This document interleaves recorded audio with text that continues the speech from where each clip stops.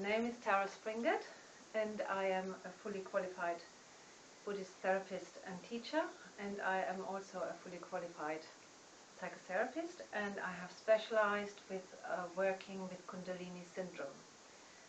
And today I want to talk to you about the Kundalini Syndrome, what it is, what kind of symptoms it produces, and how you can deal with that, basically. So in the Kundalini Syndrome we have various symptoms on the spiritual and on the emotional and on the physical level. So we need to think first of all about all these symptoms, that they are like an enlargement of our own self. So Kundalini is not some kind of foreign energy that comes into us and creates weird symptoms. It is definitely not a disease. It is more like an amplification of what is going on in us on all levels. So we feel our emotions much more strongly than before. We feel small anxieties as big anxieties. We feel small irritations as strong angers. We feel a little bit depressive feelings as a strong sense of despair. And we also experience our thoughts as more vivid as before. For example, we might have ideas or sensations which feel very strong and frightening, but they are only our own enlarged thoughts and feelings. So for example, some people say they hear voices and they think they might go mad, but really this is just their own thoughts that appear as if there is a voice. Or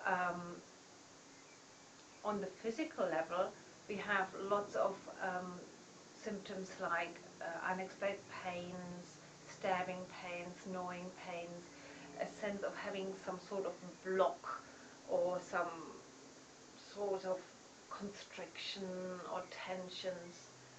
Now people then say to me, oh, the energy got stuck in this chakra or in this place in the body, but that's not what really happens, because in our body we do not have some pipes and we don't have some sort of invisible plumbing system and the energy goes in there and there's some blocks. It's not like that.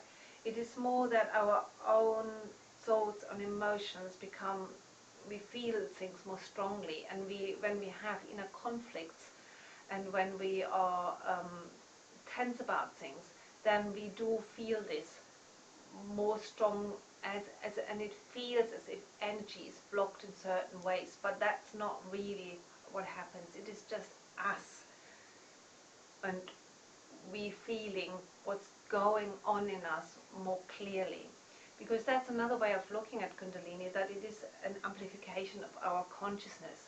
So where we were unaware before or unconscious before, we become conscious, we become aware. So all these physical symptoms that we might have in different parts of our body become more, become more pronounced, and that is really what's happening in the Kundalini Syndrome, that we have all these symptoms which were there before we had Kundalini, but now that we have Kundalini we just notice them more strongly.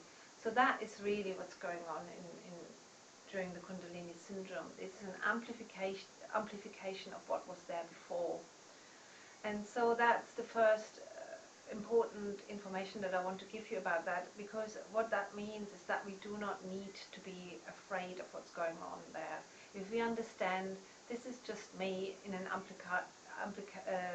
amplified version, then there's no need to think, oh my God, there's some energy that's going on in me. It is just you, and no need to be afraid. And so that's my advice. Relax with this process. Don't be afraid about it. I like to compare that with puberty. When our sex drive first awakens in puberty, and we were not taught about it, we didn't know anything about it, it would be a real shock. We would feel all these weird feelings in our body and we would think, oh, maybe I'm going crazy here. But most of us, we've been prepared for puberty. We roughly know what's going to happen, so it's not such a shock for the system. But in Kundalini it is very, very similar, that there's something that awakens in us, but with Kundalini we are just not prepared for it. And nobody taught us that all these things can happen at some point. So, and then we tend to get afraid.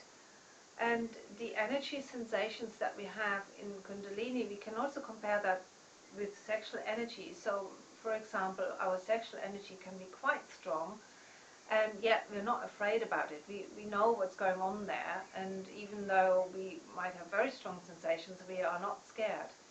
And that's the same thing how we should feel during a Kundalini process. Yes, there are strong energy sensations, that it might feel very weird. We might have a sensation of energy running up and down our body, and we might have a sensation of tingling, of buzzing, of hearing weird sounds in our eardrums and so forth.